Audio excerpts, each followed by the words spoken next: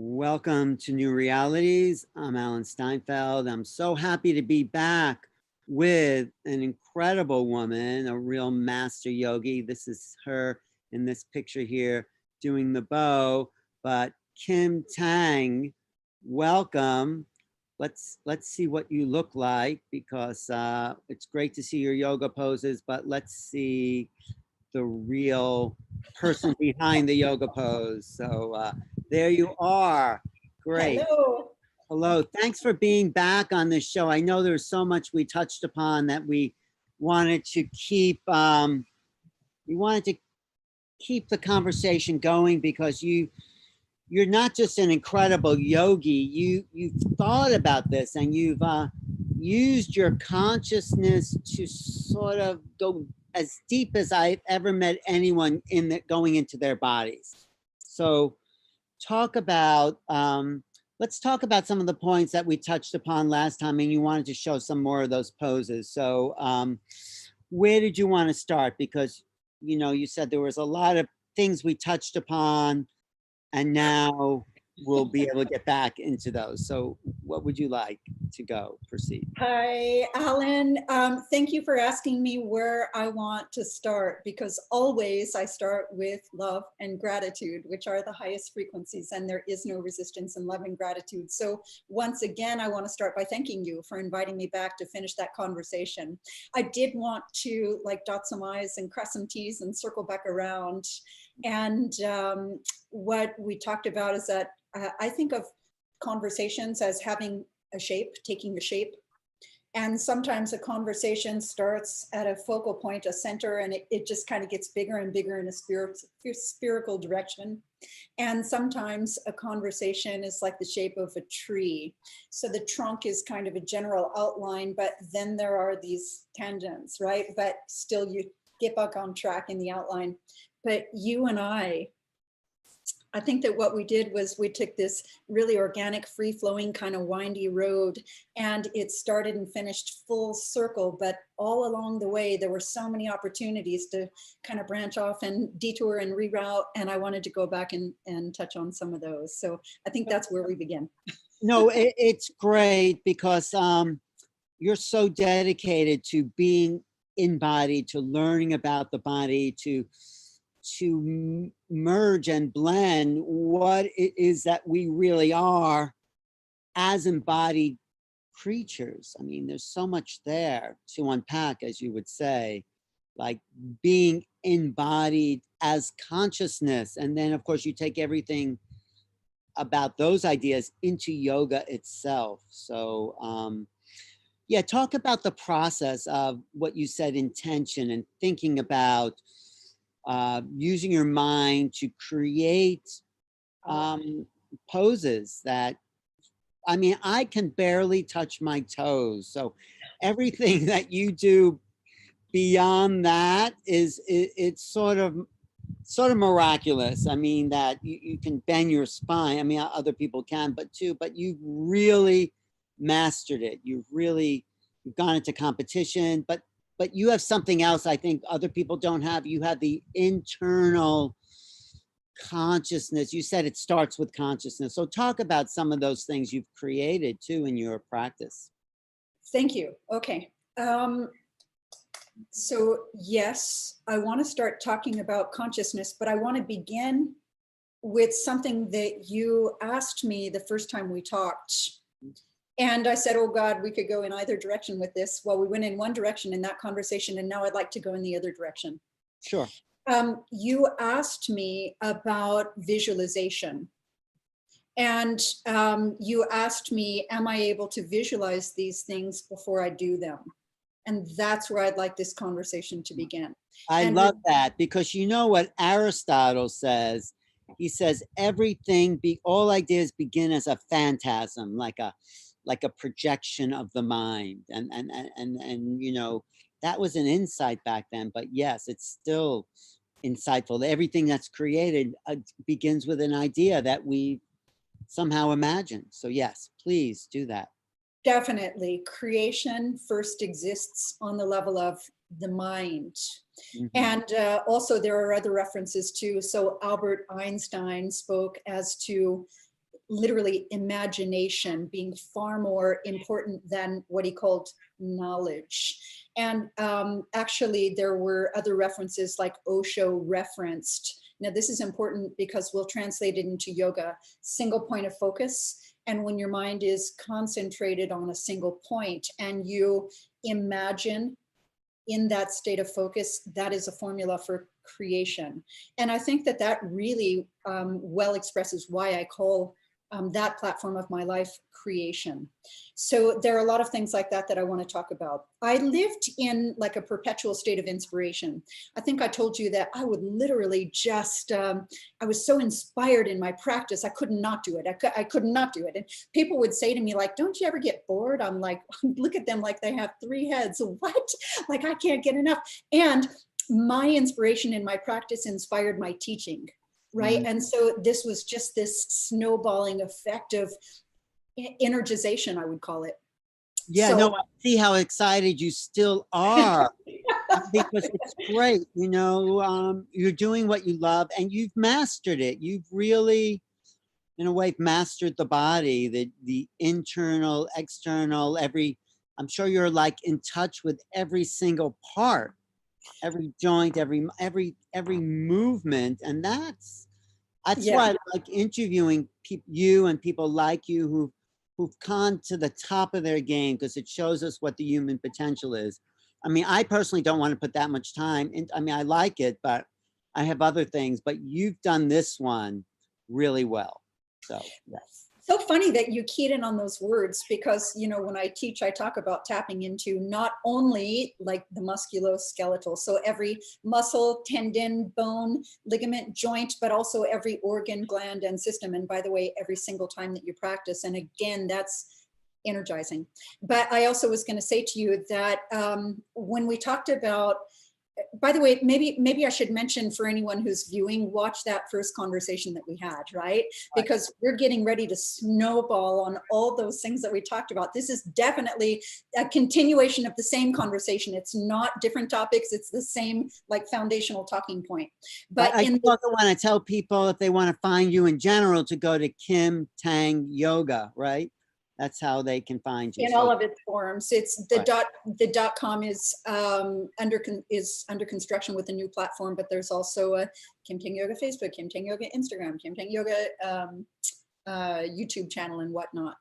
But I wanted to tell you that when I talked about that self-cultivation leads to service, when I was self-cultivating, I was so inspired. And when I converted that to service, I now am in creation on a I'm going to call it a higher level. It's no longer about me. And now I receive the same amount of, you know, being energized and inspired when I'm able to actually share myself in the form of my practice through my teaching. And so again, that kind of circle just gets bigger and bigger. But let me, so I made some notes this time so that we don't skip past them.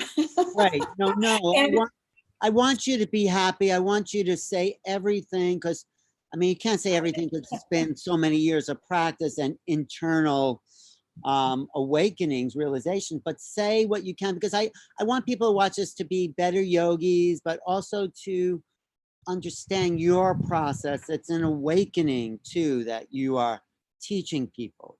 And I think that's. thank you. I do. Yes. So let's do this. I want to talk about how yoga is consciousness and how asana, doing postures, can lead to immaculate clarity, self-acceptance. And by the way, in my lineage, we practice in front of a mirror.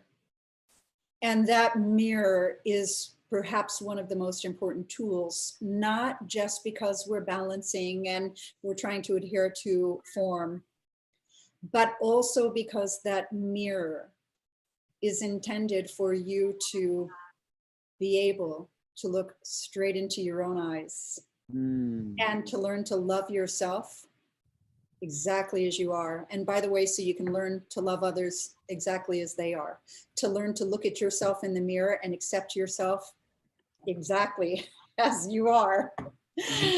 so that you can learn to love others exactly as they are. So that mirror is almost a drishti, and your own eyes, or perhaps your third eye, or perhaps right here, this is my focal point when I'm balancing. So I try to keep this nice and level, none of this, you know, minimal of that and lots of that. So, you know, that drishti is also a tool to reflect upon your inner world in your mind. But that actually is not even what I wanted to show you. I want to go back to that picture that you opened with. Yeah. And I want to reflect on some of the talking points before I get into the consciousness of this posture. So first, let me show you this. Okay, you got that? Yes, I see that. This posture is called standing bow pulling pose. And this posture is obviously standing, balancing, back bend, spine twist, maybe not one day, standing splits, doesn't matter.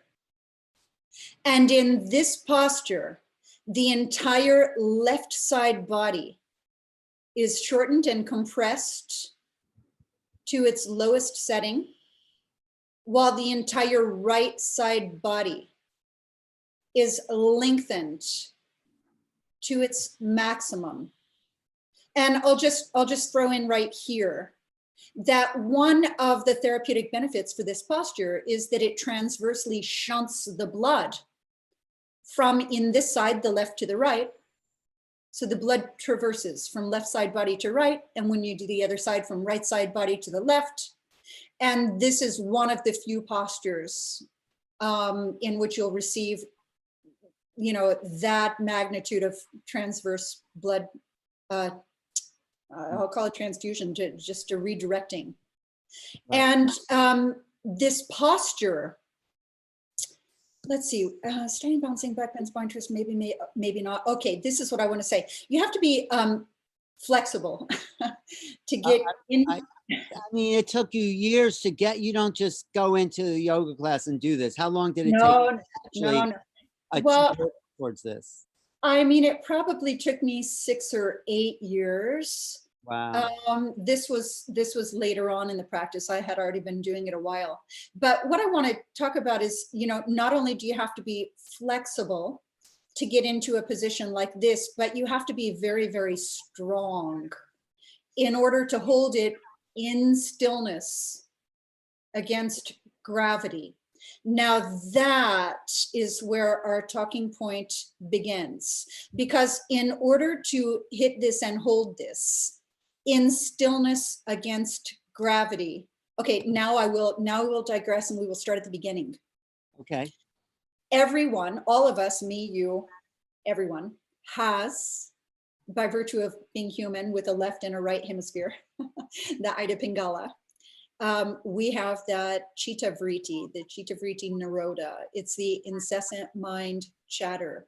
It's the monkey mind. Yeah. Exactly. And in that monkey mind, what happens is your thoughts are thinking you. Mm-hmm. And your thoughts are actually thinking you so rapidly that you can't even keep track of them. Like if I were to tell you, okay, I want you to sit down with a piece of paper and organize your thoughts, mm-hmm. you wouldn't be able to do it. It would be like trying to look at your own eyeballs. Right. And what goes wrong is that people think that they are those thoughts. Right. But those that thoughts is the problem. Yeah. They're their thoughts, and they think they're their ideas and opinions, and they didn't have an opinion, they wouldn't know who they are, but they're not that. They are the observer of the thought. This is, you know, Buddhist practice, whatever you want to call that. Yes, I agree with you. And the thoughts are not true. And the thoughts are typically self-critical and self-loathing, or compare leads to despair, or complaining, anything that takes you actually out of present moment in pure time. Right. So, and by the way, that'll be a more important talking point as well.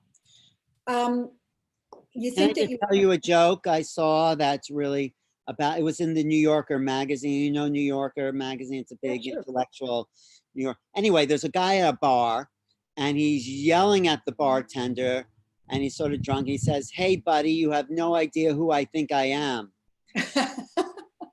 Because we all have this story, and that story is a lie because it's a story. It's not the moment. But anyway, go ahead. You go ahead. Well, yes to what you just said, because next time we talk, when we have that spiritual conversation, let's start with that. Will you remember that?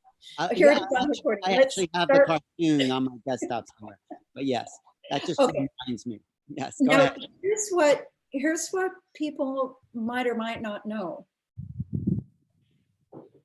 When you have those thoughts and they're just rapid fire, every thought has an emotional charge related to it. And every emotional charge is a direction of flow of energy in the spine. So what happens is, when you are in pure time presence, which, by the way, remember what we talked about, there's no better way to learn how to concentrate than through standing balancing postures in a yoga practice. Mm-hmm. And remember, we're getting ready to talk about the profound significance of concentration facilitates meditation. Mm-hmm. Meditation facilitates transformation. And I want to come back. I want to make sure that I loop through and scoop up on all of these notes that I've made. These are really things I want to talk about. So here's what happens. You have all these thoughts are thinking you can't keep track of them. And each and every thought has a directional flow of energy through the spine. So say, for example, that you look at yourself in the mirror and you just have some negative inner dialogue, and you either don't like what you see, or maybe you like what you see next to you better than you like what you see. And whatever that is, the energy travels down. Anything critical, anything separate, anything diminishing or judgmental is going to make energy flow down through your spine. Anything affirming is going to make the energy flow up through the spine. Simply gratitude, love, joy, presence is going to make energy flow up. So is that where you put your consciousness in order to extend the spine upward into? Stay with me here. Okay. Everything critical makes your energy go down. Everything affirming, love, gratitude, peace, and joy makes your energy go up. Everything distracting makes your energy travel distally out, away from the spine. And concentration makes the energy come in, centered, mm-hmm. at the center, the core of your being, through the spine and the chakras. So remember, because we're talking about that standing bow pulling pose, that standing balancing backbend spine twist, maybe not one day, it doesn't matter, standing splits. And remember, we're talking about one side of the body being completely shortened and one side of the body being completely lengthened. And you have to be flexible to get there, but you have to be strong to hold it, hit it and hold it in stillness against gravity. And here's where we are. What that requires is tremendous communication, cooperation, negotiation, concentration with the right and left hemispheres of the brain. That single point of focus in the mirror. Don't even blink your eyes. You might lose the balance.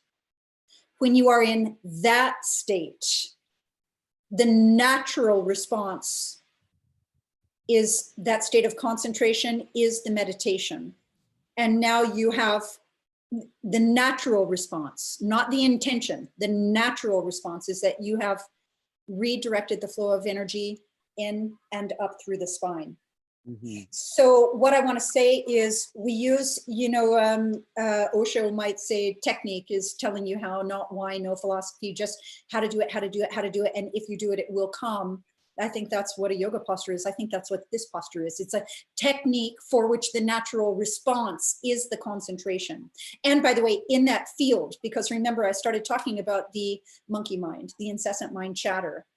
And so you walk in with that monkey mind, but through the technique of the asana and all of its points that I've already discussed, now you've silenced the chatter in the mind through single point of focus, through command from the brain through the spine to the body to hit it and hold it in stillness and connect to calm, deep breath. And in that moment, the voice that you do hear is the voice of truth and the voice of clarity. And I'm going to say the voice that tells you that you have always been perfect according to your divine birthright, that you are now and you always will be. And so you cannot be thinking about anything other than connectedness to breath and command of all those parts. And that is the meditation. And that is how concentration through a posture like this one, or the one we talked about last time, facilitates meditation, which I'm now going to introduce as that beyond mind state, that pure time present moment, which is where you exist in truth. So none of the past, none of the future. And that's where you are expressing the truth of who you are in all of its clarity. And that's where you can gain that acceptance for others exactly as they are, love for others exactly as they are, because you're self-cultivating it within yourself, and then you can see the world through those eyes. Well, let me just ask you a question about that. So you're saying positive, good intention thoughts lift this, go upward, right? They move your spine, the intention of the energy up. Is that what you meant? I am, yes. However, there's an important discernment there. Yeah. And let me give you an important example too. So I do, obviously I've done a lot of practice, and I also do a lot of coaching. And there's this thing that happens commonly where somebody is working very hard to be able to achieve an intricate, complex asana. Maybe it's deep. And when they get it, they go, oh my God, and then boom, they're out of the posture, just like that. So then the question becomes, well, wait a minute, I thought that you said anything affirmative makes the energy travel up through the spine. It does, but I also said anything distracting pulls you away. So a combination of affirmation with distraction will culminate in a fall, just as a combination of anything critical and distracting, or anything even critical at all, will probably call it. If you're holding that posture and you want to extend, you hold on to that positive thought, because that will help with the posture. No, you don't hold on to a positive thought. So you're not sitting in that posture saying, hey, this is great. You're not. You're in such, I call it pure time, which is beyond mind. That is when you have made that crossover. So you're saying to yourself, okay, where am I now? Watch this. Let me scoot back a little. I'm going to stand up for this. Okay. So you're saying to yourself, where am I now? Where am I now? Where am I now? Where am I now? Where am I now? Where am I now? And if there's ever even a single second that you're whisked away from the now, you're going to lose track of some very fine imbalance, right? So now, I'm breathing and I'm breathing and I'm breathing and single point of focus, and I'm kicking and I'm stretching and I'm dropping my body down and I'm kicking up and I'm kicking back and I'm stretching forward. And where am I now? Where am I now? Where am I now? And it is that now that is the concentration that becomes the meditation that moves you beyond mind to pure time. Nice. Yeah. So you're holding that posture in pure time because you have to be so present just in the body. That's definitely. That's what you're saying. And that's true of all those deep or any yogic posture, really, right? Not every yoga posture is a balancing posture, which is why the balancing postures are so potent at teaching you concentration. So not every posture requires as much concentration. Not all postures are created equal. And I'm not even talking about the depth. There are different types of postures and there are different lessons inherent in different types of postures. So how about this? Let me show you a video of, so I used to do what I would call it 3 seconds to a lock. And that means that I would, from the time I started the posture, within 3 seconds, I'd be in what I call a lock on the line with no regrip. And I would hit it and hold it still like a statue for 10 seconds. And then or maybe more. And then I would exit and go right back in, and then do the same thing, exit and go right back in, and do it repetitively. And what it really speaks to is a few things. One is that fine connection to the laws of nature that I talked about last time we talked. Gravity being your best teacher, and in opposing forces, there's tension, and in equal and opposite tension, there's balance, and in balance, there's stillness. In stillness, there's silence, and in silence, there is space, and space is always the goal. And that no mind, beyond mind, is where space resides. Oh, yeah. So that's what I wanted. That's what I want to tell you about when we come back. Let me show you this video. Okay. Don't forget. Yeah. Okay. So this is a video of that posture, but this is the real time actually doing the posture. And I call this like 3 seconds to a lock, and then I'd hit it and hold it. I'd kick back, stretch up, exit, and go right back again. So I would do a lot of sets of this repetitively. So watch this. Standing bow. I'll play it a few times. I'll just let you watch. Okay.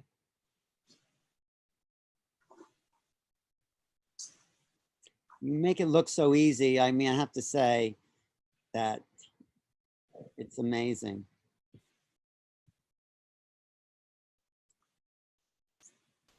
So now I want to talk into it a little bit now that you've seen it. Standing bow. Right there in the beginning. Let me see if I can kind of back up on it.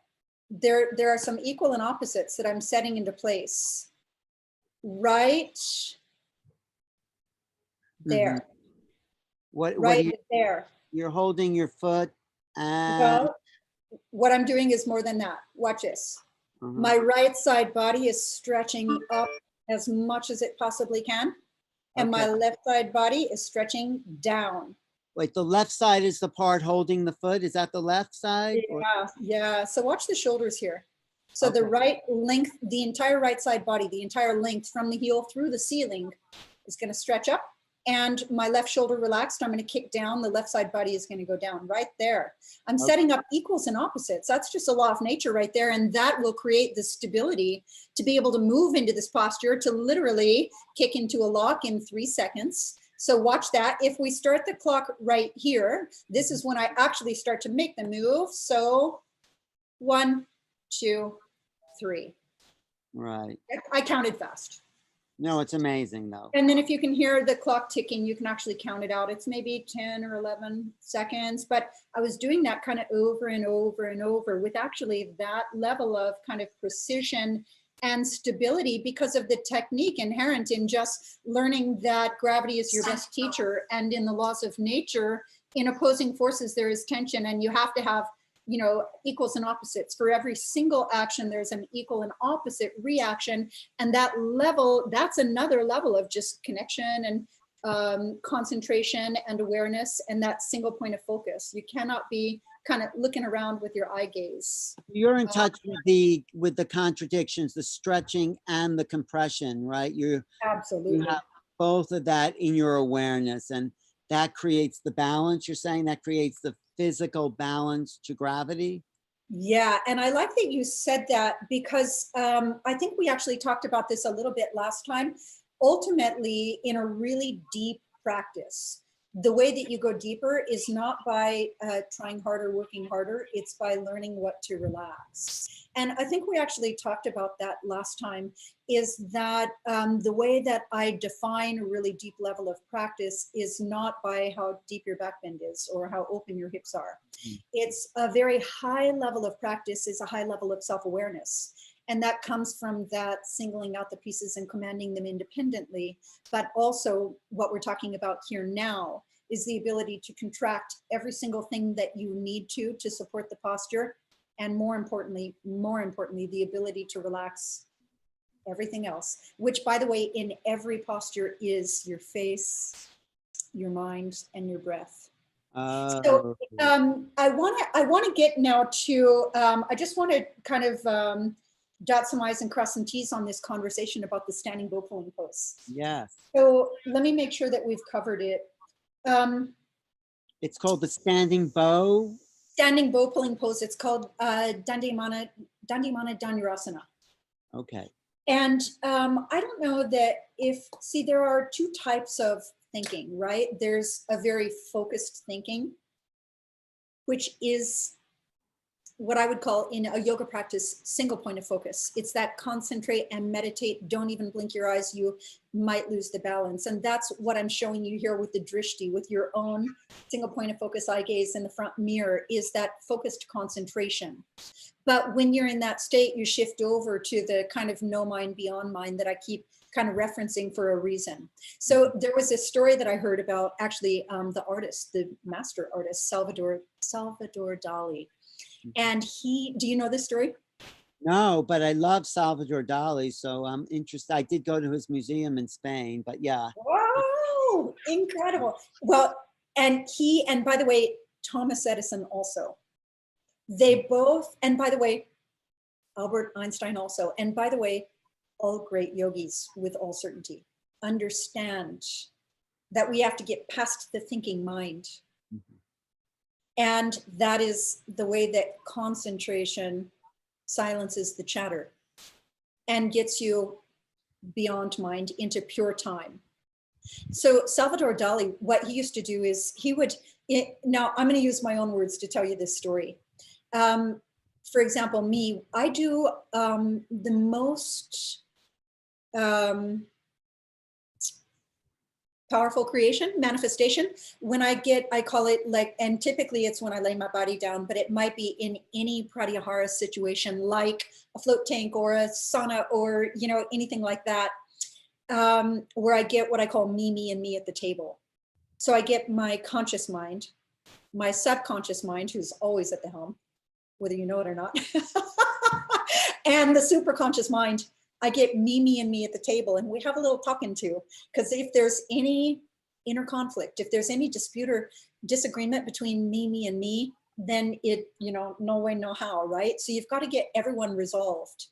Well, and now I'm going to expand upon that concept to the thinking world of Albert Einstein and Salvador Dali and Thomas Edison, who knew this and practiced it in a very powerful, tangible, effective way. They knew with all certainty that when they are using that focused mind, they're working hard to try to solve something on the level of intellect, on the level of mind. That's not when the answers come. The answers come when you let go of it. Mm. So, for example, Salvador Dali, what he used to do is he would visualize a piece, create it, think on it, develop it in his mind, in the thinking mind. And then he would take his set of keys in his hand, and he would sit up in a chair with his keys in his hand, but his arm hanging downside, and he would just fall asleep. And so, in other words, he would enter that state of super consciousness where he had, he and he at the table, and far more open to receiving, beyond mind, pure time. No mind. And the second that the keys would clink or drop, he would open his eyes and get to a piece of paper or his art. Right. And that's where the answers would come. He was in that alpha creative state. Exactly. Yeah. And this is very, very similar to a yoga practice. And that's why I called mine creation, because remember, I told you that I would lay my body down at night and just visualize. I was so excited. I could not do it. And I'd be like, oh my God, what am I going to do? How can I do that? How can I do that? How can I do that? And by the way, I should clarify this because it's been misinterpreted in the past. I was talking to a student one time about what I call how can I consciousness. And remember, you've got to go back to that first talk that we had, because I told you that there are a lot of teachers that say, you have to do this, you have to do this, you have to do this. And there are also teachers who go, you can't do that, you can't do that, you can't do that. And some teachers do both. You have to do this, you can't do that, you have to, And I let go of all that. And I just said, how can I? But what I meant by that was therapeutic. This has been misinterpreted in a way that was not therapeutic. So in other words, how can I get in a position where gravity indicates to me that this is the right position by virtue of less muscling and strain. How can I open what I need to? How can I strengthen what I need to? How can I create strength in that position? How can I? This is all therapeutic. It's all sovereign. So I am, please don't viewers, please don't misinterpret. One time I had a student who said, okay, I like this. How can I? So she kind of like got herself in a certain position and then had one person do this to her and one person do that to her. That is not what I'm talking about. In other words, you get over here and pull and you get over there and push. No, that's not what I'm talking about. My teaching is, the highest level of therapeutic, using your strength to create space, expressing range into the space. And then when you use your strength to create flexibility, you get stronger, and then the stronger you get, the more space you create, so the more range you can express. So it's this upward cycle, right? So again, there's like a lot going on there. It's a lifetime of learning for sure. But what I love about your work is, in a way, this is your art form. This is your creativity. This is like, other people are excited about making movies or singing or dancing or writing music. This is your inspiration, creativity, and your practice as well. So yeah, I like that about what you're saying. Thank you. I think there was just one more thing to talk about with standing bow. Mm-hmm. And that is that, remember how I said to you, because this kind of loops back to what we talked about last time. I was like, like we already talked for so long, but there was so much more to talk about. Right. And remember how I said to you just now about standing bow. You have to be flexible to get in that position, but you have to be strong to hold stillness against gravity in that position.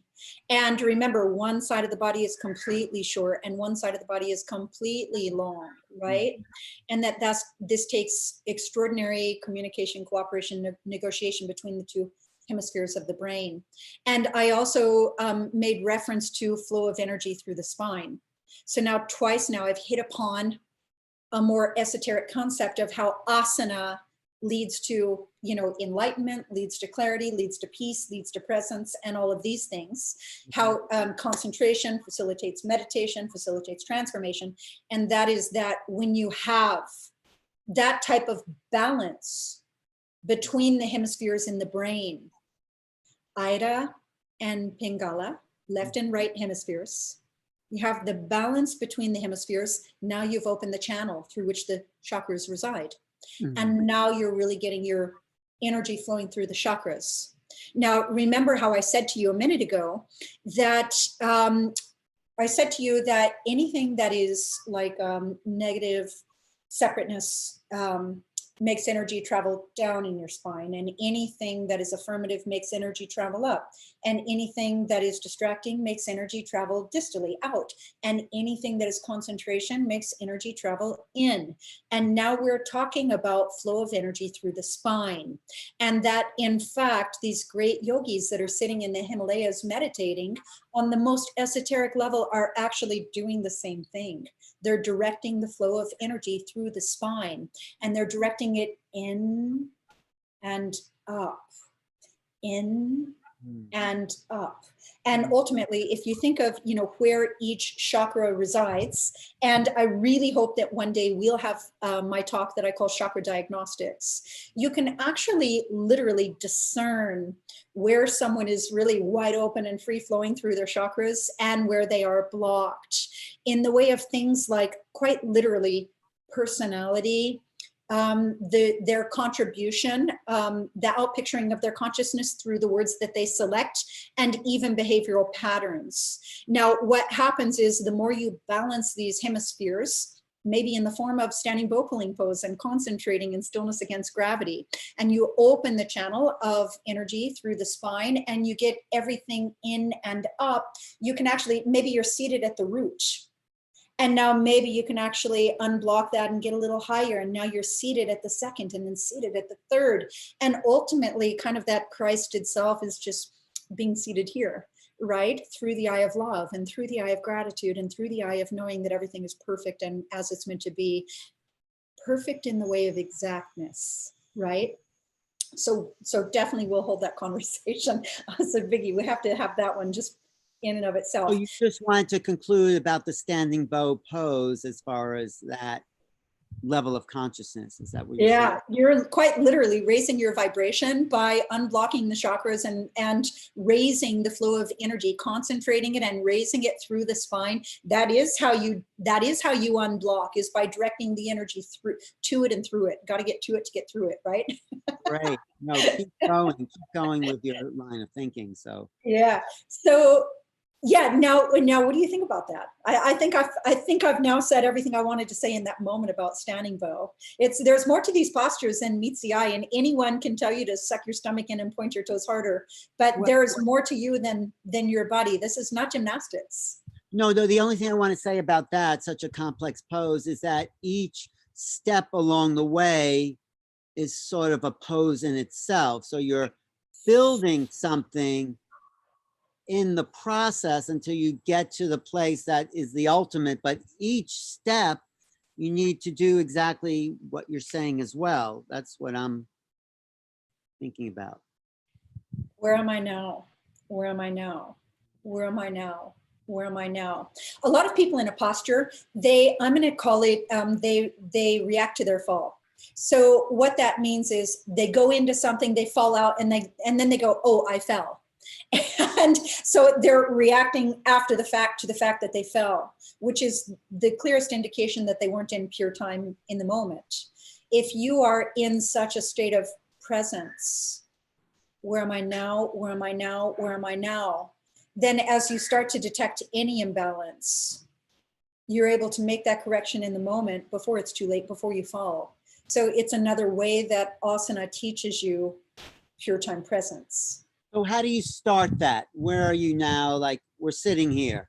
So do you start there, or do you start when you're on your yoga mat? I mean, I guess all the time, but where do you start it in the practice? You start, I'm gonna say that what I'm really referring to right now is like a command-based practice. And what you do is start with command. Quite literally, let me explain. You send a command from the brain through the spine. So this command comes in the form of maybe instructions. And whether the instructions are given to you by your teacher or whether these are internal instructions. For me, it starts with setting up the framework of contraction. What do I need to support this posture? I need to lock my knee, set my gaze. I need to palm and point. I need to stretch from the shoulder through the fingertip. And if I'm stretching up this much, then I need equal and opposite. I need to stretch down this much, right? So I'm setting up a framework that I will then keep track of.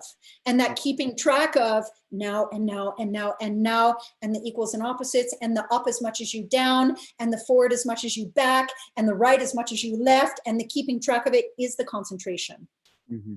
I get it. So, and Yeah. the breath. And the breath. The breath. Where's the breath come in the concentration? I want to tell you that breath is number one. And it's so funny because we keep like not mentioning it because of the context and the subject matter, but the breath is far more important than the posture. So remember, we talked about last time, you're basically, you're breathing into a position, and then you breathe into your body in that position. And then you breathe into a different position and you breathe into your body in that position. So this is a 90-minute or 60-minute breathing exercise. And the breath is number one. The breath, as a matter of fact, let's make a tiny reference, but we'll have to talk sometime about only breath. Okay. But the breath, how do I want to say this? Let's keep this light, because otherwise it'll be too big of a conversation. The breath is the bridge between mind and the body. The breath is what connects your mind to your body. And the breath is actually where you reside.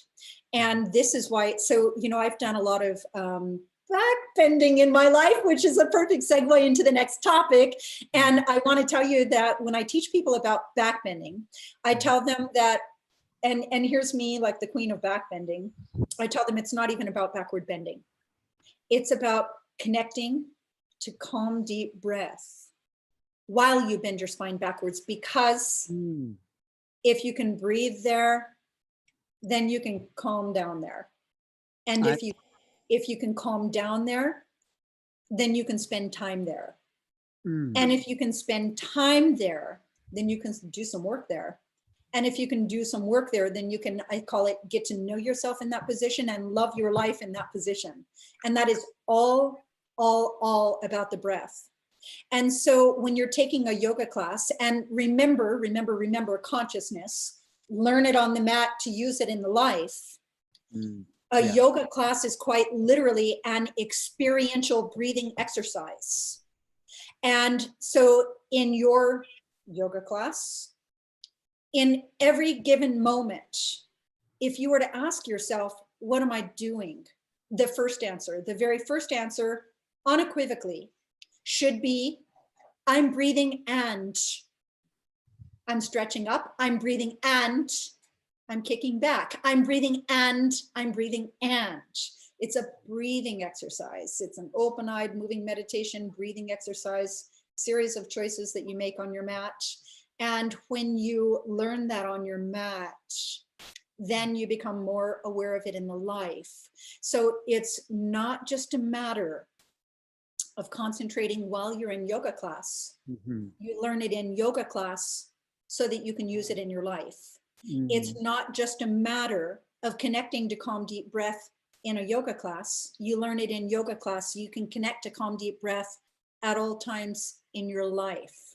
It's not just about freeing yourself from limitation in the forms of postures in a yoga class. It's so you can free yourself from limitation and self-sabotage in your life. Because one more time, the consciousness with which you conduct your practice is the same as the consciousness with which you conduct your life. Right. So I would love to take a yoga class with you, but just start on that level. Just start on the mat, breathing and presence, and where am I now? That would be the right way to start. And then you feel your body more. And then, but the point of the asanas is to fine tune the mind as much as the body, would you say? I'm just curious.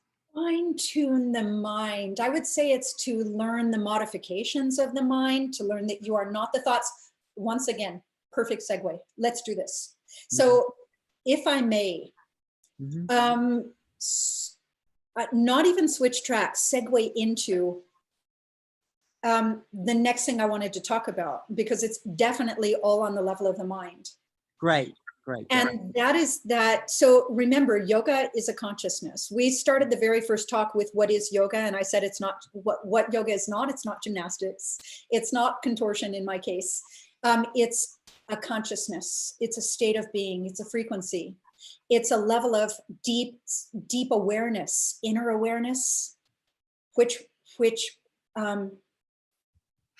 you ground and through which you project, right? So now, if I said that yoga is a consciousness, I want to tell you that my early practice came through Hatha yoga practice. And later on, I started practicing a lot, and teaching a lot of Yin yoga. And I immediately recognized that these two practices are different on the level of the mind. It's not just that they involve different postures, and it's not just that the postures are executed differently. So, for example, in a very Yang style practice, can you make the distinction between yin and yang? I know what that means, but I don't know how you are intending that. So thank you. Thank you for asking that.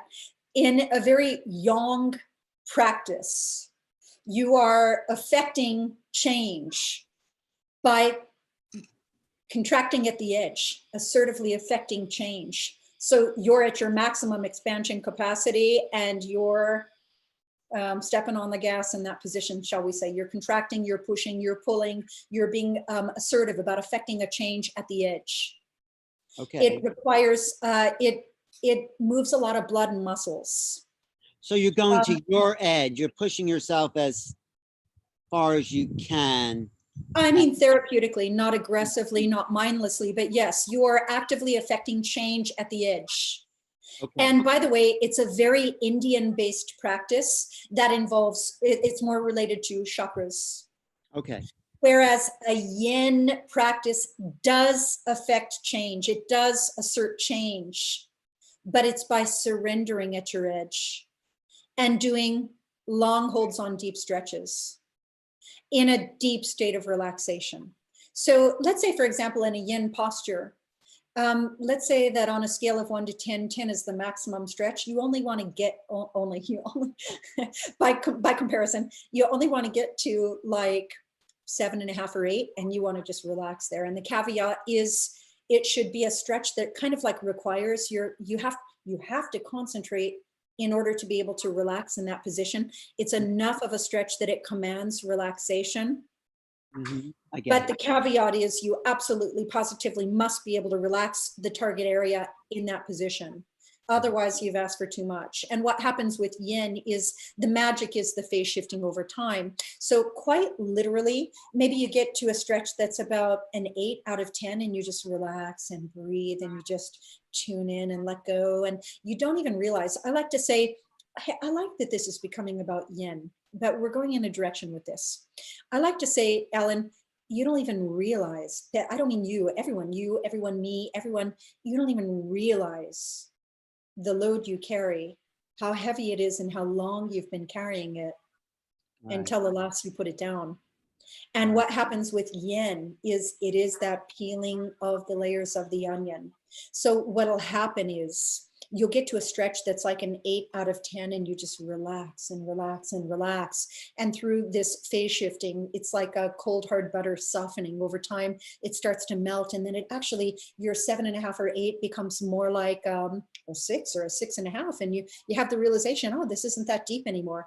And then it invites you in. And when it invites you, you say, yes, and then you go a little deeper and so on. So this is called chasing your edges in a yin practice. And I want to tell you, okay, this is a side note because it's not where I'm going with it.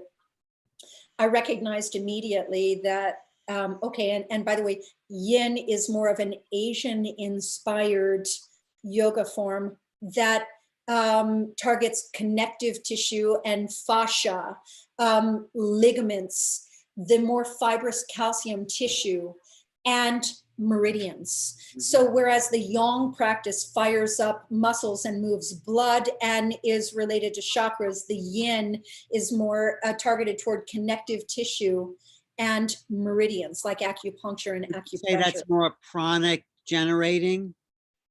No, I wouldn't say that at all. I'd say they both are. And as a matter of fact, I would say that the two combined are the perfect supplement. And listen, it's like certain people gravitate, oh, this is an important thing. Certain people gravitate toward a certain type of practice. And I want to tell the viewers right now, so thank you for giving me the opportunity to say this so organically.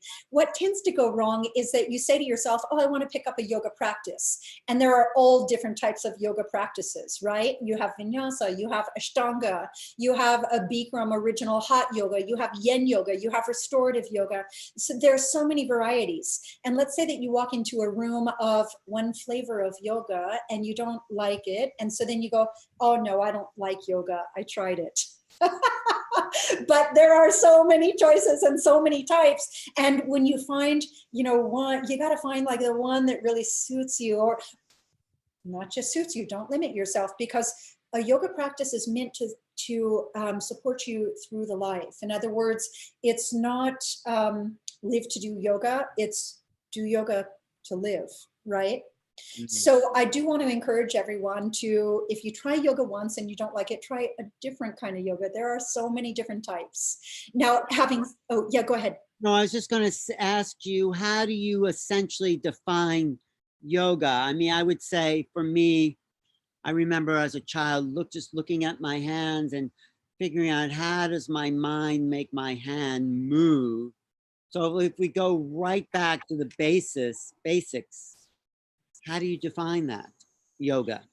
Well, there are the path through the self to the self. There are 8 limbs of yoga. Only one of the 8 limbs involves asana. So when you ask me, how do I define yoga? It's not limited to asana, right? You have all of the limbs of yoga, all of the limbs of the tree. So I consider yoga the inner journey. And I will say the path of enlightenment is through the spine, but there are many ways through the spine, not limited to asana. Well, And by the way, yoga is the inner journey to the true self. Is that what you would say? Definitely. And asana is not the only way to get there, but I don't want to get off on a tangent here because that's no, I just wanted that cleared up because you use it and I wanted to just have that. So go ahead. Yes. Yeah. So, I mean, we're primarily talking about, when we say how yoga is consciousness, we're primarily talking about the connection between asana, one path of yoga, one limb of yoga, and consciousness. But there are 8 limbs. And by the way, first of all, asana is as viable as all the other limbs of yoga for, you know, self-discovery, inner journey, and enlightenment and awareness. There are any number of ways to get there. So I definitely want to say so when you say asana, that refers to moving the body into certain, I know it's very basic, certain postures, or any posture would be an asana, or only certain postures are asanas. Okay, that's a lot of questions in one. No, I just let me define asana then. Just define that. Well, asana is part of hatha yoga, which means seated postures and seated positions, but not literally sitting down. Seated, I think, means, you know, the kind of the visual analogy I love to give is, let's say you have a funnel and you put a marble in the funnel and it's kind of spinning, and then just drops in the slot. That to me is like seated. Okay. And that can be acquired through sitting and through executing asana. And so hatha yoga, kind of like all postures, are fit in the asana category of hatha yoga, seated position, something like that. All right, so go ahead, continue with, because I want to get back to that. Yeah, go ahead. Far off. Yeah. What I noticed is that I had come from a consciousness of a yang practice. And I did say a consciousness of a yang practice. And the people that gravitate toward a yang practice tend to be the people that love to work hard. And that definitely suited my nature and my personality, which is why I loved that practice. It's like that you haven't, you know, lived until you've died the sweetest death type of practice, killing the ego. Now, when I kind of crossed over into a yin practice, I recognized that as a practice of surrender. And I immediately recognized the two as a perfect, complete set. Yin and yang, of course. Not one or the other, both. Not one, then the other, both. Not, you know, how about both at once? And so, and remember, I gave myself all these full permissions to really just learn the rules, to expand beyond the rules. And so now this is a more important concentrated talking point. So when I recognize them as different consciousnesses, yin and yang, I started to just play. I started to allow myself permission to play.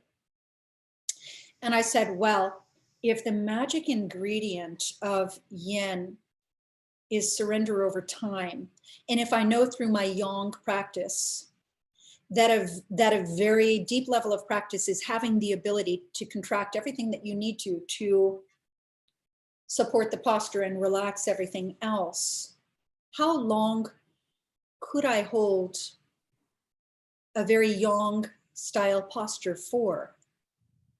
And through surrender, through contracting what I need to support the posture, and through learning to relax everything else. Now, I want to tell you that in the original hot yoga class, there's a posture called camel pose. And in that so-called beginner level class, which is actually an all level class, camel pose is the deepest back bend that you do. It's the maximum compression of the spine. And in that class, the first set is like 30 seconds. And the second set is maybe or maybe not a little longer, but a very, very, very long camel pose in the context of 26 postures, 2 times each. And in this case, in a hot room, 30 seconds to a minute, that's a long hold. So I thought, well, if 30 seconds to a minute is a long hold in a deep back bend in a hot room, then how long could I hold, say, for example, a different posture like a wheel? How long would I be able to hold a wheel if I was practicing in a different context, not in the midst of a hot class of 26 postures and 2 times each, but just in a yin environment of a long hold on a deep posture where I am relaxing the target area. So I started to give myself permission to play. And I'm in a screen share right now. And if you don't mind, I'll just kind of talk into the picture. Yes, please. And please, I want to show you this. So, and I'm not sure where it is. So here we go. Can you see that? Yes, yes, it's Perfect. great. Yeah. So here's what I did. If I could just talk while you're looking at the picture. Oh, no, what is this called? Well, I'm going to say it's just a wheel. It's just a wheel. It's a back bend. You just push up from the floor. You can either do it from standing or from lying down. Most people lie down, get their hands and feet in position. Nice inhale, exhale, push. And then this one happens to be a little deeper. So by the way, yeah, let me just get to it when I get to it. Okay. So, I thought, well, how long could I hold a wheel? And I just picked a number out of thin air.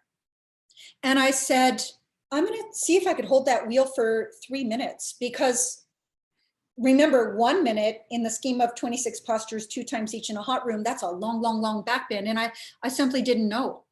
And so I set my clock for 3 minutes, and I, pushed into a wheel and just relaxed as much as I could and breathed. And I was able to do it for 3 minutes. And I thought it was hard, but I definitely knew that I had much, much more in me.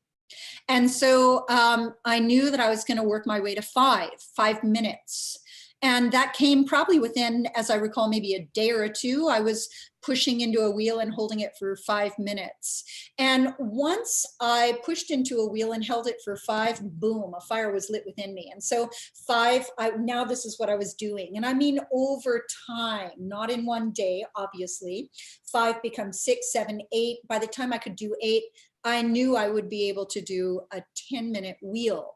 Now, normally, like on my social media, when I post, first of all, I'm that super cryptic Scorpio. Less is more. Picture says 1,000 words. I feel like if your verbiage is too lengthy, people would go, oh, that's too long. I don't have time. And they won't even bother reading it if it's just too much writing sometimes. So so I typically keep my posts super short and sweet. And I will also say, typically everything I post is just for me. I'm talking to myself. And by the way, like in my social media, if you know me on social media, you really actually know me. That's actually me. So what I want to tell you is that when I did that 10-minute wheel for the first time, that was blog worthy. Okay, now we're back to talking about the mind, Alan. So let me really expand this conversation. So the 10-minute wheel, I wrote a blog on that. And the reason I wrote a blog is because I learned so much about the mind and the modifications of the mind. And I learned it through holding that wheel for 10 minutes. Physically, I described that as like feeling like I was doing a wheel on the fault line of, an active earthquake. And I felt like I had like spinal fluid dripping out of my third eye.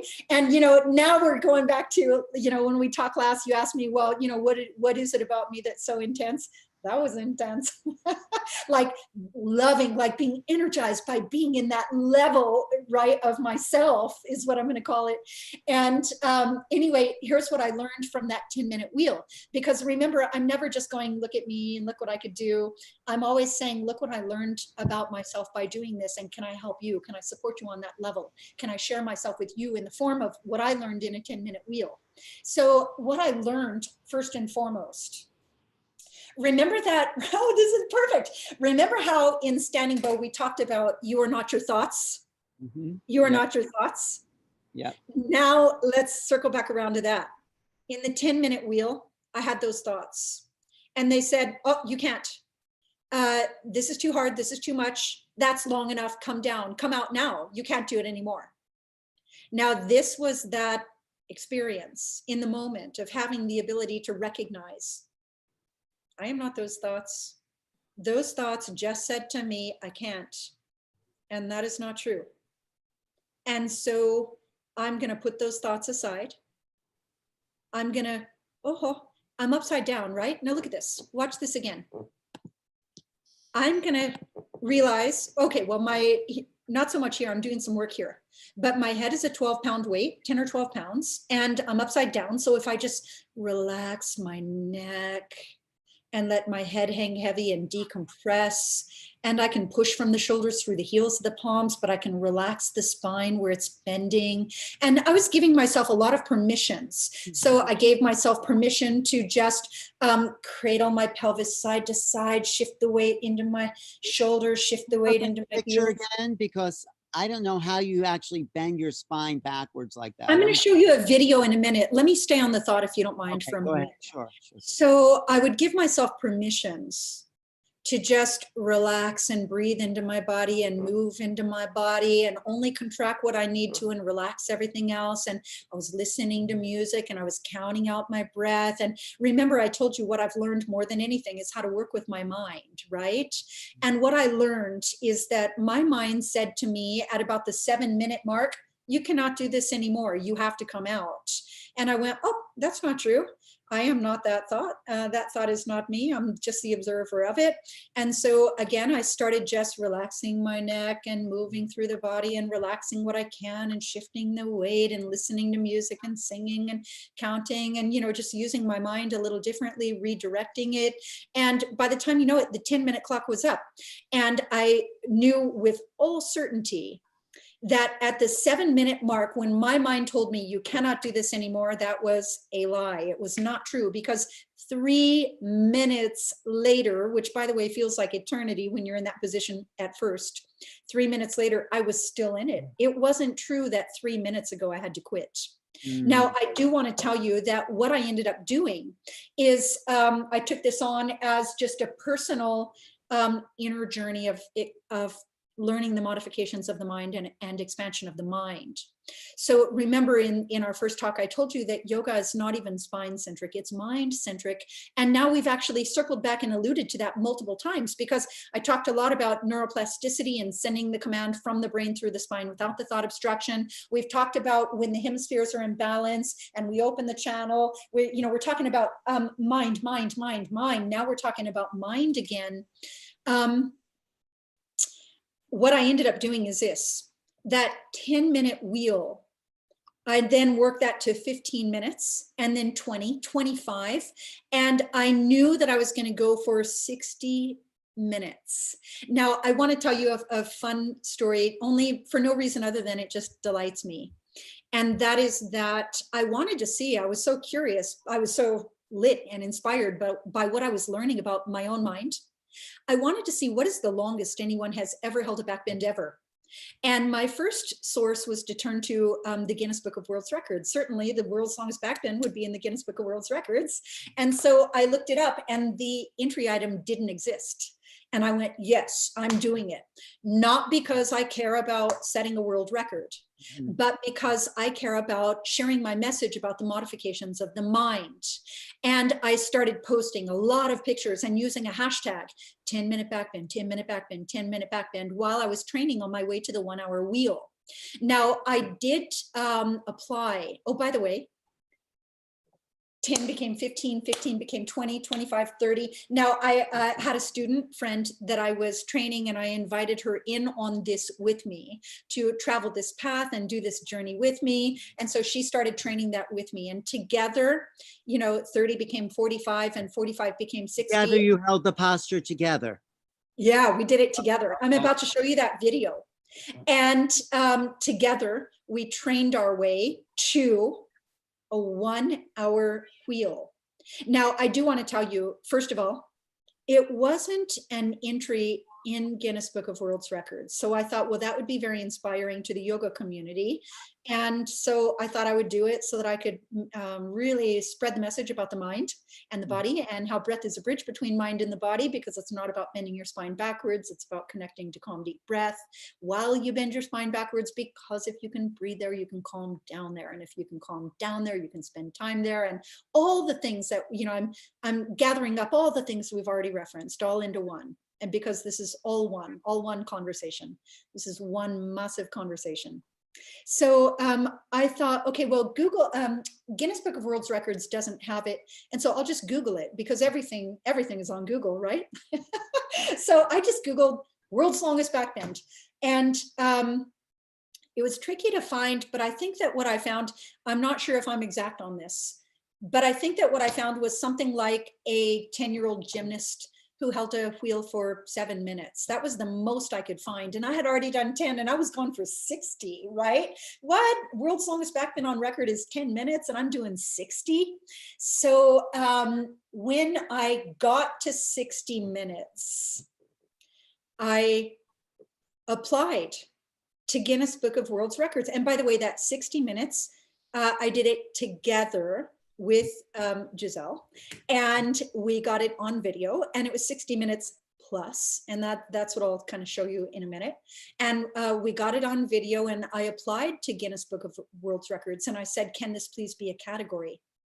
And that kind of appeal or application for a brand new entry item took like 6 weeks because of the backlog of applicants. And so we were waiting, super excited to hear back. In the meantime, it doesn't matter. It's already on video and posted. And when I got the word back from Guinness, they said, thank you so much for your application, but this is far too specific. Okay, now they actually have a headset in Guinness Book of World Records. And what that is a contortion move. If you wanted me to scroll, I actually could probably pull up what a headset looks like. But let's describe it. Yeah. A headset is, you know what I'll do while we're talking, I'll pull it up on my phone. But I also want to ask you, after 60 minutes, of course, you worked up to it over, how long did it take you to go from 10 minutes to 60 minutes? Oh my goodness, maybe, I mean, a matter of months, right? But I want you to remember that not only did it take months, but I was already in what you would call kind of elite athlete status. I was doing all the yoga asana championships on stage. And by the way, there is absolutely positively nothing wrong with the realization that asana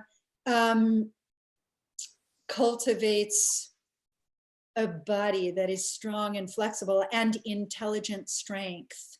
So isn't that what it's for? Isn't that what it's for? There's nothing wrong. Of course, that's what it's right about it, isn't it? I want to say that when there are people who say that it's wrong to refer to yourself as an elite athlete through yoga, and I will say the natural response of asana is that your body is powerfully strong and immeasurably deep and extremely intelligent. And by the way, very oxygenated and activated and, all of the things. But I am going to say it's not limited to sport. That is the way that yoga is different from gymnastics and all the other things, because it's the inner journey. So remember, we've been talking now for hours and hours about consciousness and breath and, inner journey and self-realization, but the natural response to that is that my body was in elite athlete shape when I started training for this, and it still took another few months, and those months were primarily on the level of the mind. I was cultivating more mind. I already had a body that would back bend for that long. So were there any effects of doing that? Were you sore afterwards, or did you feel energized? How did you feel after 60 minutes of that? I think I want to tell you, I'm going to answer your question a little bit differently than the way that you asked it. Okay. First of all, the biggest answer I could give you is that when your body is in that condition, I was in a place where there's nothing that could make me sore. I could do as much of anything always, and I just never ever got sore anymore. Having said that, that was a journey, and when you embark upon this journey, you get sore along the way for sure. And I want to tell you that where you get sore actually is indicative of where you're bending in your spine. So if you're, these are kind of subtleties and nuances that most people definitely would not be aware of. And that is that if you feel really sore in your quads and your glutes, sorry, I'm scrolling while I'm looking No, for the that's photo. okay. While That's if you okay. feel really sore in your quads and your glutes as a result of starting some long hold back bends, that's definitely an indication that you're bending primarily in the low back and therefore more load bearing through the lower body extremities. So your butt and your quads are going to be really sore. But when you're backward bending in your upper back and you really have shoulders over the wrists and you're pushing from the shoulders through the heels of the palms, you're more likely to be more sore in the arms and shoulders. So where you are, where you're sore, gives you information. And so the goal there then would be to bend evenly and equally, and therefore either you're sore equally, your shoulders and your arms and your butt and your quads, or in my case, actually, you're not sore at all. If I could get back to the story, and Yes, that is that please. Guinness Book of World Records said to me that a regular wheel is far too specific, but that this posture was accepted as an entry item. And that didn't quite make sense to me. And I thought, Wait, can I see that again? Sorry. absolutely, yeah. And I'm going to tell you because, okay, so this, I call this reverse plow. That's easy for you, isn't it? Well, I want to tell you, I could have beat that world record. What but it's time? not, Alan, I have to say this. Yes. It's not about a world record. It's not about beating. It's not.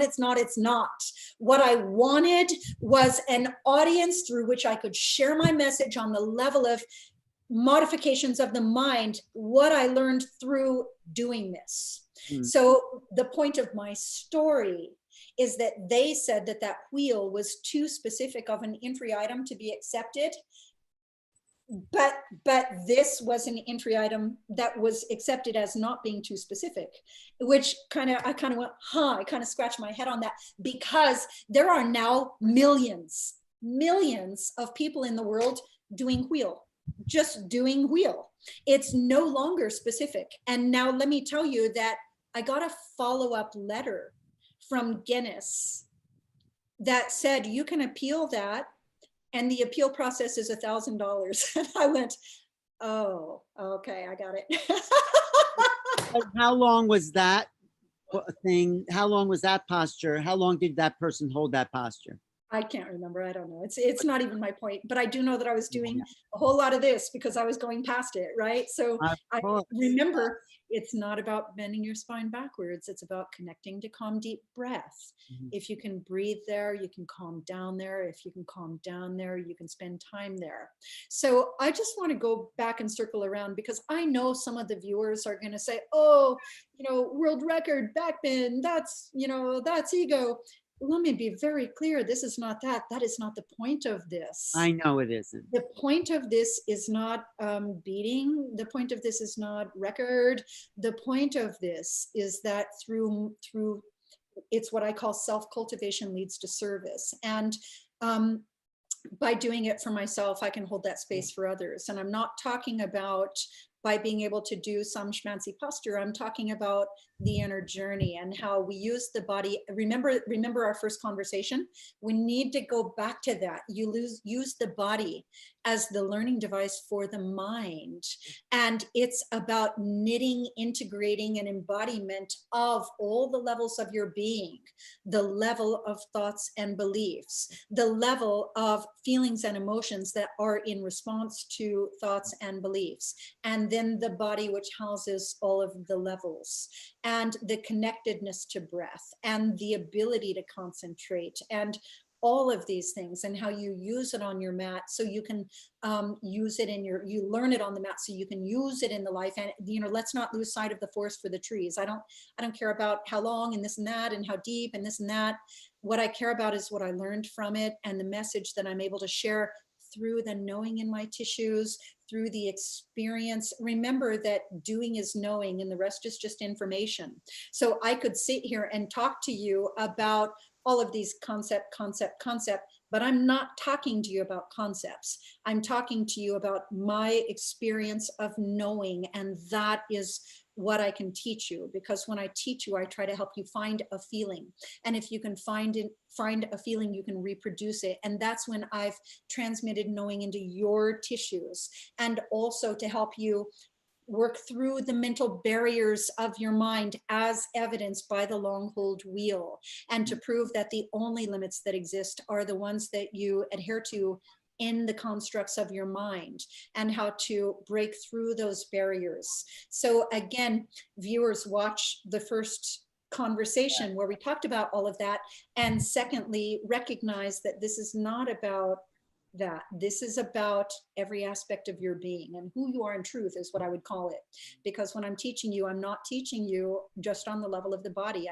I'm talking to you on every level of your being. Well, the fact that you could do that for an hour, put yourself to the test, what did you learn about yourself and about consciousness because of that practice there? Yeah, it's what I've said. I've learned that you are not your thoughts, and those thoughts are not true. And I've learned how to actually recognize them when they come up and work through them, work around them, and ultimately they aren't there.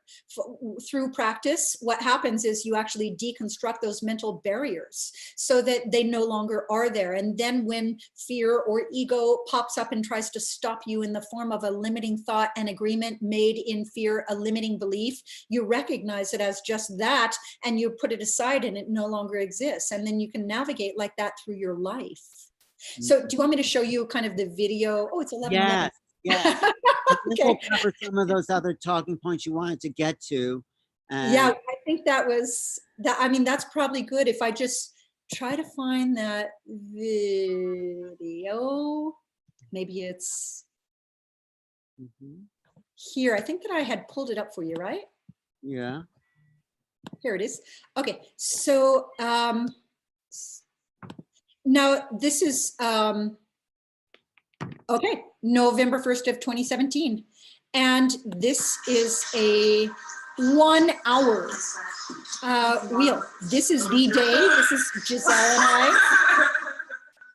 And, you know, the funny thing is that even with my daughter's dog, Cosmo, kind of like literally in our face at every given moment, we were able, and even when we were up against it, we were really able to just concentrate and hold.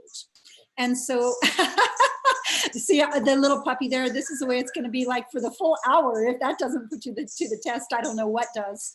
But if I just kind of skip through, I want to show you kind of what it looks like. So here, you know, we're in a wheel, but I'm literally kind of like petting the dog, and, you know, Giselle is pulling out the Bhagavad Gita, you know, and we're literally, by the way, having conversation throughout the entire, okay, now look at this. See how quiet it got all of a sudden? See how still we got all of a sudden? That's because it's starting to get hard. And now it's commanding concentration on the level of the mind. And, you know, so here we've been in for like 13 minutes, and you can see that some relaxation is required. You can see Giselle just relaxing her neck and her face, her mind and her breath. And now she's starting to shift a little weight through the body. So, you know, I've really coached her through this. And I will tell you that by the time, yeah, here's a little kind of shifting of the weight. I'll tell you right around here, maybe around here, it starts to get pretty serious. And Giselle actually says to me at about 35 minutes, she says to me something like, I don't think I can do this anymore. Today is not the day. And we literally had another 25 minutes to go, which is like a lifetime when you're in this position. And so I started working with her on the level of the mind. This is no longer about the body. It's about the connection of the mind with the body through the breath. So remember, breath is the bridge between mind and the body. So we start having our conversations, and she's telling me right around here that she's not sure she can do it anymore. And then here we are, let's see, 10 minutes later, and, you know, the body is fatiguing and the shoulders are shaking, and I'm talking to her, holding her in a space, letting her mind, you know, glued to my words, and she's staying in. And here's literally another 5 minutes later. I'm still, you know, I'm smiling, laughing, talking, you know, and we're still in it. And looks like it's loading. And anyway, the bottom line is that we get to this 60 minutes. And I'll tell you, that, let me see if we can get a little sound here. We're actually going to go beyond 60 minutes just to make sure. Okay, let's see. I'm showing her. She goes, oh my God, thank you. So we're nearly there at the 60-minute mark. Wait, but I thought you're grabbing your ankles. You're not grabbing your ankles, and this is just the back. Oh, that was a different video. Yeah, that was the 10-minute one. That was the first time I did the 10 minutes. Well, this, you're holding yourself in this position for an hour. A solid hour. Yeah. And more. So after the, okay, the hour is up. And oh, Alan, there was a question that you asked me that after I show you this, I want to circle back around to it.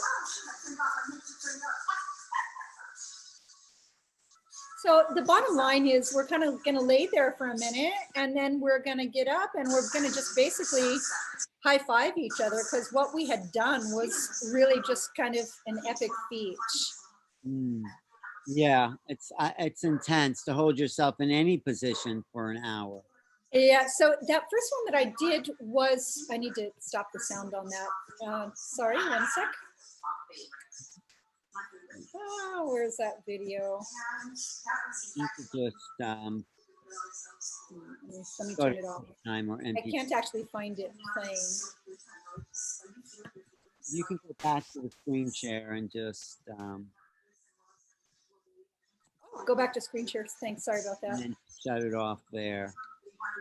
I'm not even sure where it is, but let's see. There we go. Stop share. There we go. Thanks. No. No, just stop share, but stop the video when you go to screen share. Screen share pulled up something different. Maybe this one. There we are. Okay, so you can stop video. There we are. Thanks. Okay. So yeah. So that first picture that I showed you, the black and white, was the first time I did 10 minutes. And in the 10 minutes, it had now become easy enough that I was able to work deeper and deeper and deeper, finishing in what you might call the deepest back bend. Because in that 10-minute back bend, I had not only hands together, feet together, and my fingers touching my heels. And so that was like a deep, deep, deep, deep wheel. So I kind of got deeper and deeper and deeper so that I finished at the deepest in the 10 minutes. This one was a full 60 minutes where I needed all the permissions to be able to relax everything that I possibly could to be able to stay in that position for that amount of time. So now, you know, just I guess if I want to try to conclude all the thoughts that we've talked about, I never did circle back around and pay the $1,000 to, you know, file the appeal to try to get a wheel accepted in Guinness, but I suppose I could at any given moment. It's right there, but that's not the point of it. So let's go back to the point of yoga and consciousness. Yes, and that's why we're here. Yeah. So there are things that I've learned on the level of the mind, and that is the level of consciousness. And that, by the way, is beyond thought, beyond the level of thinking. It's beyond mind. It's in pure time. So these are all the talking points today in the form of standing bow, in the form of the long hold wheel, in the form of all the, you know, little tangents that we took along the way. The main point I wanted to impart is how yoga is consciousness, mind-centric, but beyond thought. And that is a state of consciousness that is meditation. And so therein lies maybe a better answer to what is yoga. It's that life is the meditation. And you learn that on the mat and other ways to use it in your life.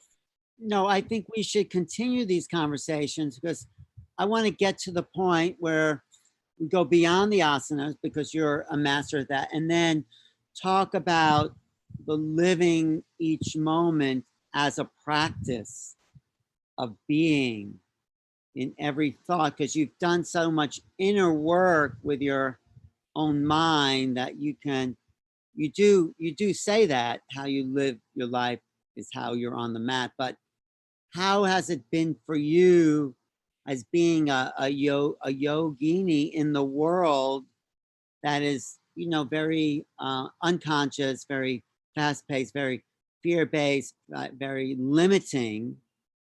How do you use the consciousness you've achieved to be a teacher and be, in a way, an example for that, and function in that very dysfunctional world?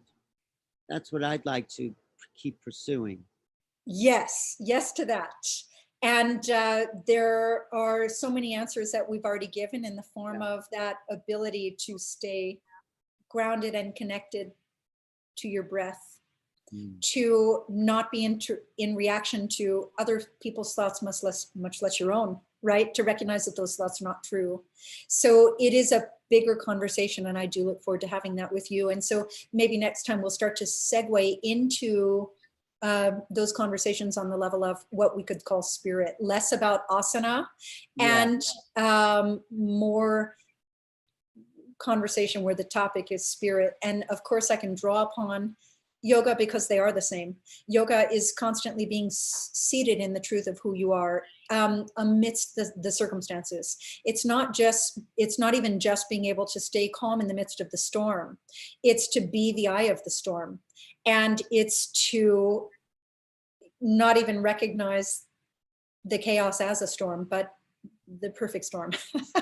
Something like that. We'll have those conversations. But I really appreciate you not just sharing, but you're giving us the essence of your life for the past couple of years, and what you've achieved and what you've learned to teach others about. And thank you for sharing your being and your everything that you've so committed yourself to. That's what I really appreciate about this conversation, because it's an art form, it's a practice, it's a spiritual discipline, and it's been your life. I mean, that's it. That's what you dedicated yourself to. So thank you.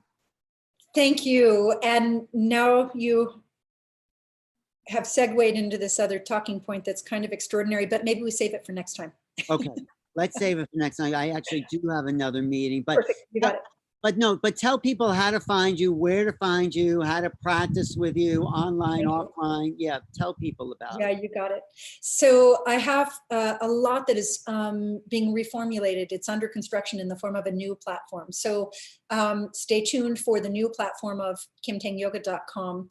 But now you can find me on Facebook as a person. Kim Tang is a friend, but I've maxed out on friends, but I do circulate and cycle my friends to be able to, keep adding new ones. But I have a Kim Tang Yoga Facebook page that you can like and follow. I have Instagram. I have a YouTube channel that I'm getting ready to add just hundreds and hundreds of hours of content to. But what I want to tell you that I have going on, more importantly, is I have a platform that I call Worldwide Sessions with Kim Tang. And there are many kind of streams on this platform. One of them is an all-level, comprehensive, foundational backward bending education. And I have the first series out. It's called Spine, All Spine. And that first series is, I call it From Traction Through Drop Back. And this is a video series that's available. Each session is 2.5 hours of rich, dense, specific, high quality backward bending educational content. And each one has a corresponding homework video. I also have one that I call KT Drills. And this is basically a worldwide session that was recorded and is now available for designated postures. And again, 2.5 hours of rich, deep, specific content, and then a homework video associated with it. I'm getting ready to expand on that. So I'm doing something that I call collaborative conversations that are global conversations with other people that I consider masters. These are conversations on the level of two friends talking to each other on a very high level for the benefit of observers to join in. I'm also doing something as my seminar content. My seminar is called Nuances. So these will be opportunities for you to join me live where my eyes on you, I'll answer your questions. And I'm also doing the next set of Spine, All Spine, the next set of KT Drills. So I have just a lot going on, and you can find all of that on my social media and also on the platform when it is complete. Which is all under Kim Tang Yoga. Kim Tang Yoga. Thank you, Kim. Let's keep going with this because you have so much to say, because you're an athlete, you're a yogi, but you're a thinker, and you've developed, and you're a spiritual teacher. So let's go into that spiritual. I mean, I know we've been talking about that, but like what you've understood about the non-personal aspect of the mind in doing the yoga. That's the Definitely. part that I think is really interesting, the transcendence of the body with the mind. I look forward to that. Thank you, Kim, Thank you, Alan. for your your practice and your sharing and your enthusiasm, really, because you could do anything. You put it towards yoga, but I bet anything you were enthusiastic about, you could master that. I think that's the point for everyone. Yes. Is that, remember, once you learn to work with your consciousness, you can use your consciousness to create anything. And this is what I chose to create with mine. And I can help you cultivate your consciousness so you can create anything you choose to create with yours. So that's what I mean by learn it on the mat, use it in the life. Great. Thank you. Thank you so much. And we'll talk. This is Alan Steinfeld for New Realities. I'm talking to Kim Tang Yoga.